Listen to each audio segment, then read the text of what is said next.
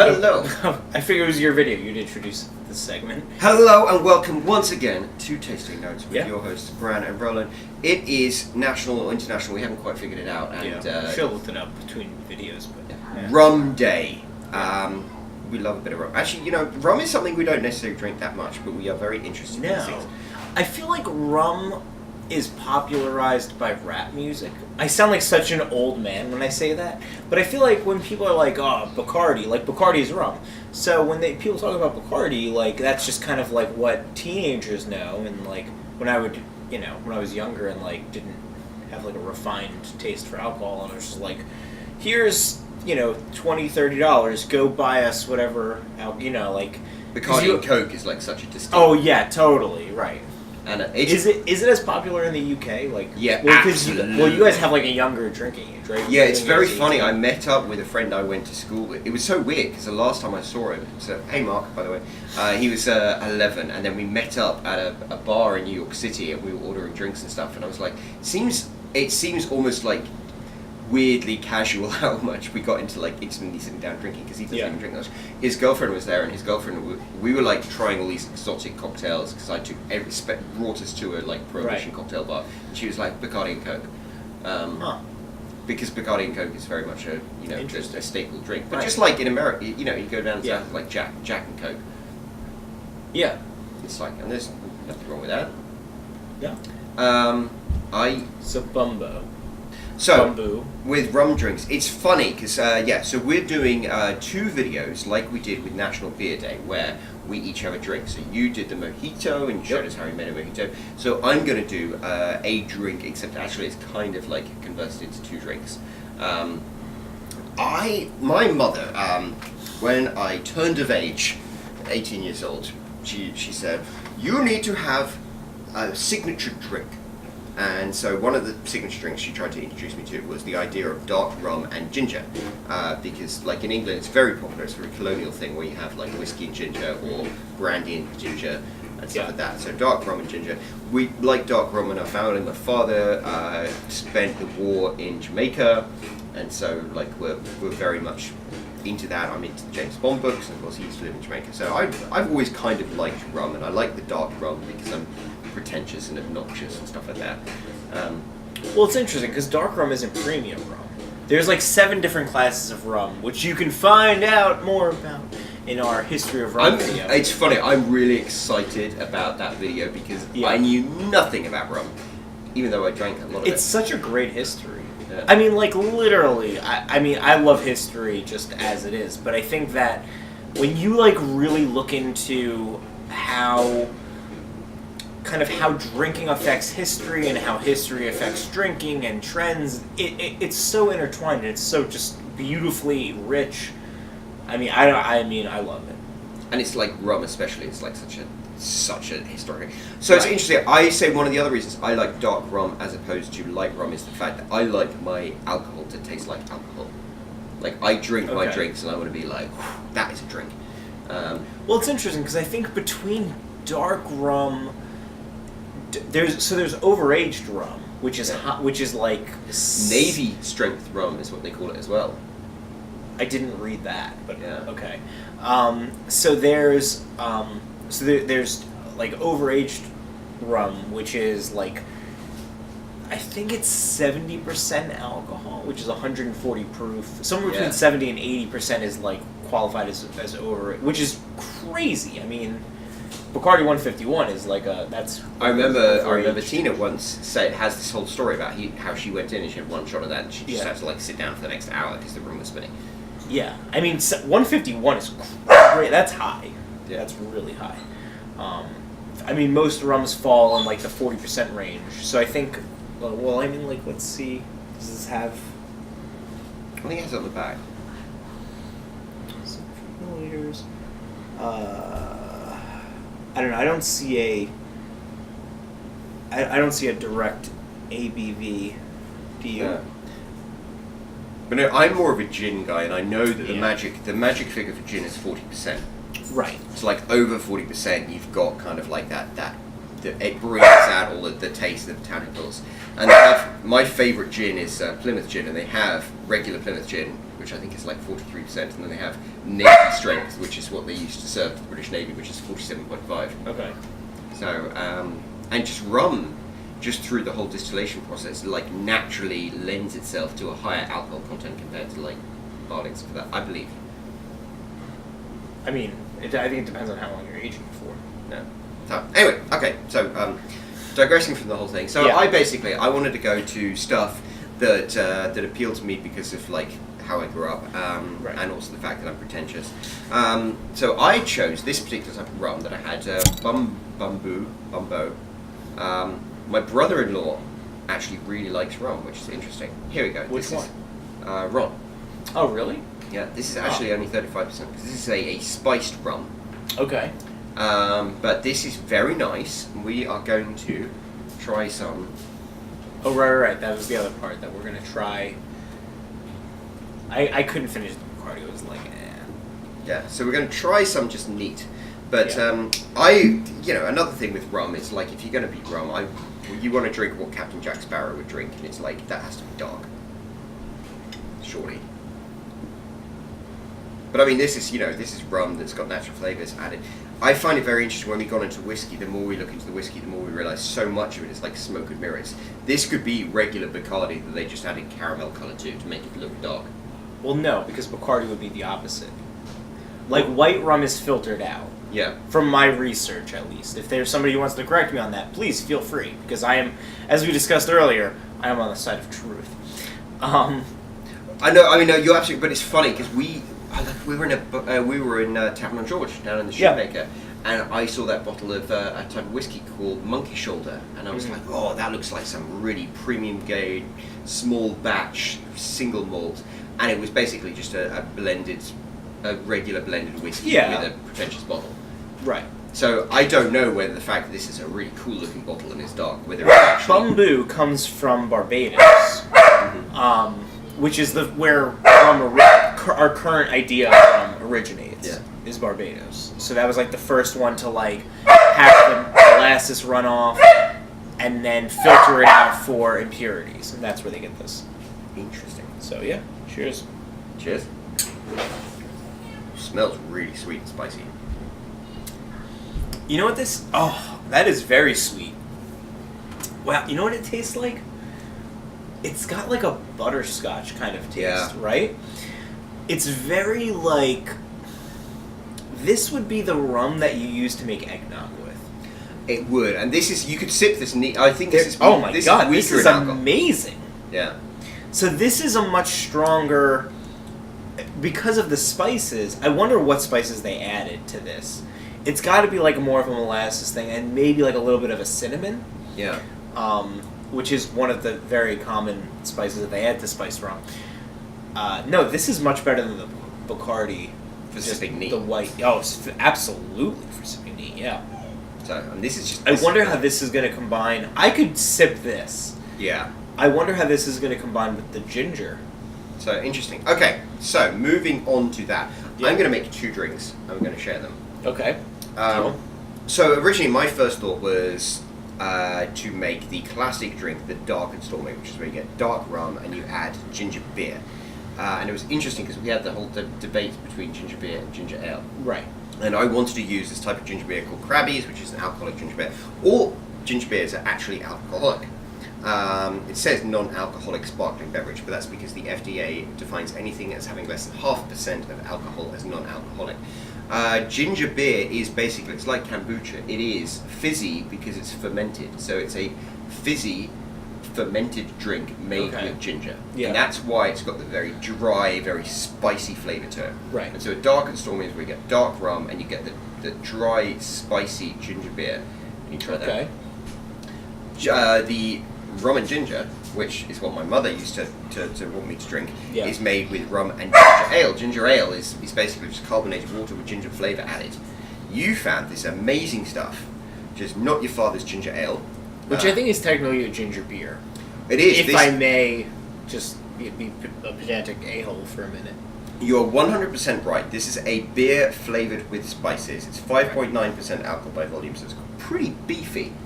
And I would admit... I mean, that's like a beer. Most beers are between, like, 4 and 10, so... Yeah, and I had a bottle of this today, and it's bloody delicious. Is it?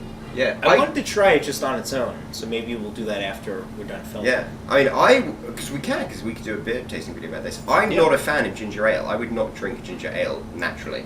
It's interesting, because I'm, like, 90 years old, and I love ginger ale. Yeah, I'm like... Like, I will go... I remember one time, I was at work, and I was like, man, I really want ginger ale, but I'm like, no, I don't feel like going anywhere. And then, like, 2 minutes later, somebody walked in, they're like, yeah, the soda machine just dispensed the ginger ale. Does anybody want it? And I was like, thank you, universe. Law of attraction. Law of attraction, totally. It's funny. You did the old-fashioned donuts as well. You had that line in the last episode. Oh, no, 100%. We're adding that. Like, well, the whole thing with, like, the old-fashioned donuts and the ginger ale stemmed from a conversation I had with my friend who I based Marion on.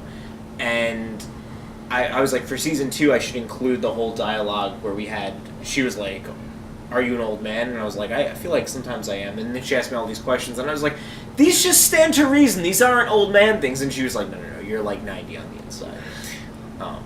Sorry, that was a complete sidetrack, but good plug for season 2. So we will start off by making the traditional Dark and Stormy, and you would use, I guess I would normally use like one of the Dark Captain Morgans for this, but I think Bumbu is going to be very fine. And it's really, really simple.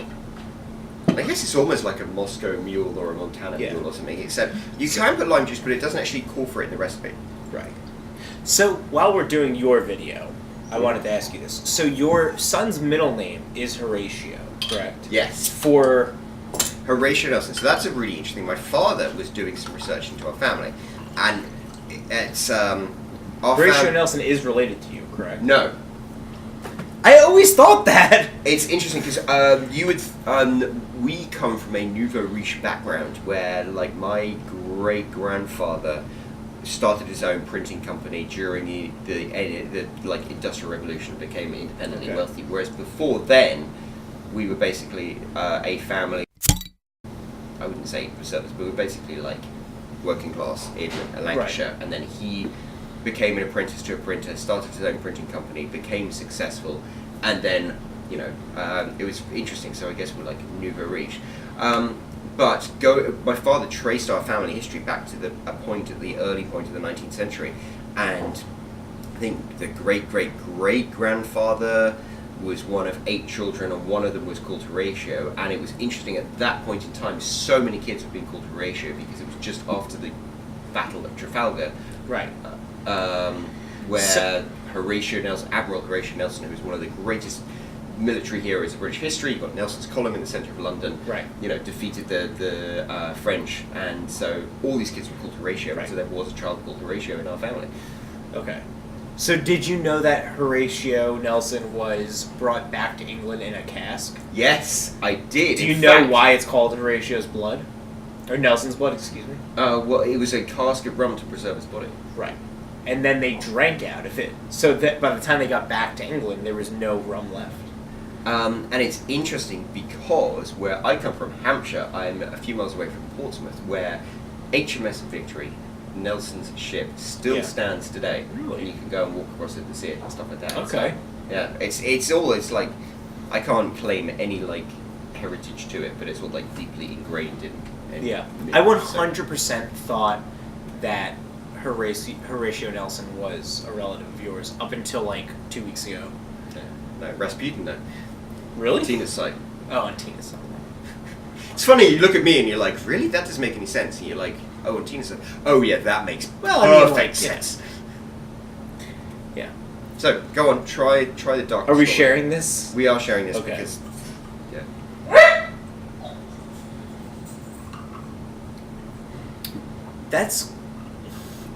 It's interesting. There's something very, like, Italian ice about it. Yeah, that's... You know what I mean? Like, it's not... It's... The ginger is coming through very, very strong on that. which is where the ginger beer comes in. I was going to say now let's try it with a splash of lime juice. The classic recipe for Dark Stormy doesn't call for lime juice, but we are really into. But we're just going to throw it anyway. No, we're really into our mules, and the mules always include lime juice. So try it with a little lime. Okay. I love me a Montana mule. It's but that tastes like urine. There's something very like urine about that. Like, well, that would make it deeply disturbing. Like, I actually think that's better. This is the taste. This is the color of horse urine. I don't know what a horse urine looks like. No, that smells like my morning pee. That's even more disturbing now. No, my pee smells like rum and ginger. You need to see your rum. I definitely need to see your rum. Okay. Yeah. And on that note, let's move to. I thought that was. Those were both good, but I liked the first one better. I like the second one better. I have to say. Really? I think. Okay. But this is interesting. So we had this whole conversation about the difference between ginger ale and ginger beer. Right. So this is interesting. Ginger ale is very much. I would say quick shout out to Center State Woodworks for. Oh yeah. Raise this glass. For Dave. For Dave. I feel like we should always give them a shout out while we're using Dave. So, and yeah, I tried a bottle of this. It was actually terrific. I actually really like this rum. This rum is a very good, and I liked the way the ginger mixed in with the rum.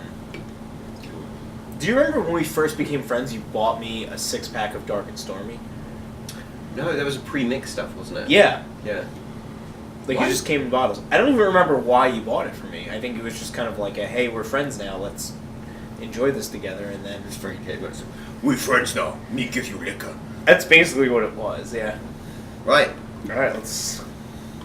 And this is a classic, like, colonial drink, because basically the Brits would go to India and make, liquor and tonic water. This tastes more like a... The last one was sweeter. This one tastes more like a Dark and Stormy in terms of the pre-mixed stuff and what I've had previously. Which is so ironic, because it should be the other way around. This is bloody nice, actually. It is good. I liked both of those. I think the spiced rum really made a difference in terms of like that, because I think the cinnamon. I don't know how this one was particularly made, but I would imagine cinnamon was the. I will say these two together. This is it's really nice. It 100%. It's really, yeah. It's funny because we've done these competition videos, and I think in both of them I've happened to like your drink better. I don't remember which one out of No, because when we did the beer videos, you'd had the Dragon's Milk from New Holland. Yeah. And that was delicious. Those were both very good. I much prefer this rum, the Bumbu, versus the Bacardi.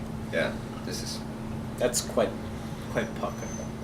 Bacardi was fine, but this is pucka.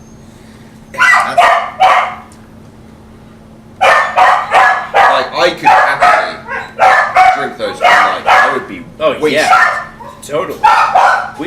We should buy another thing of Bumbu. Yeah, I'm thinking this is for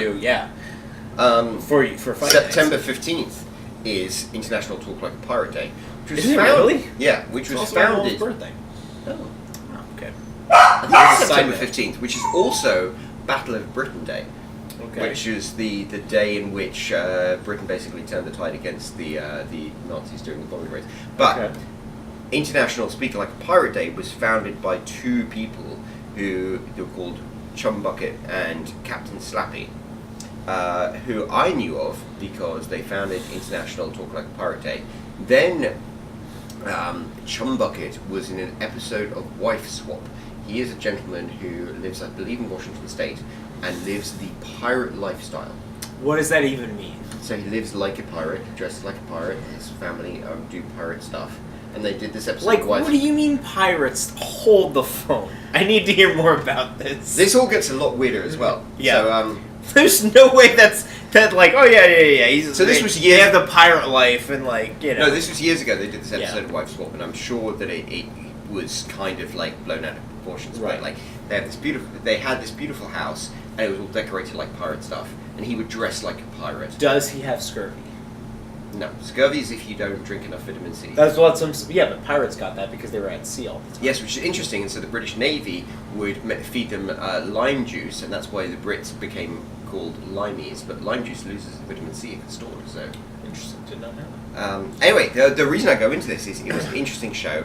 I actually thought that this gentleman was kind of interesting, so I followed him online, and he then moved to the British Virgin Islands and did a blog because he wanted to really live a pirate lifestyle. His friend, Captain Slappy... He didn't pay for his internet, by the way.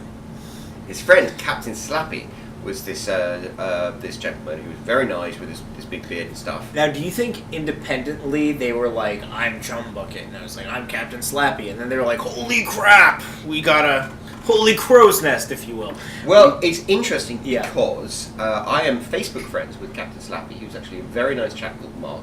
Okay. Who's like an extremely nice chap.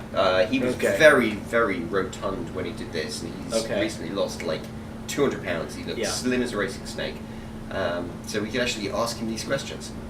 I would love to have... We need to do a video for September 15th for Talk Like a Pirate Day. We video interview Captain Slappy. Yeah, and he's just the nicest, coolest, That's chillest guy in the world. Amazing. We're Yeah. going to drink rum and interview that guy for September 15th. Look out, world. There we go. Captain Slappy, to you. So, we're going to wrap this video up now. Obviously, we are competing, so send a dislike to his video, send a like to my video. Let's chat to Captain. Please leave a comment. Yeah, leave several comments. Yeah, totally. We can take it. Whatever you come up with. Good, bad, or ugly. We will take it. Yes, and look at that. Where did the rum go? It's funny, I tried to sound like Jack Sparrow then, and I just sounded like Austin Powers because I always sound like Austin Powers. Yeah. Right. Cheerio. Gar. Cheers.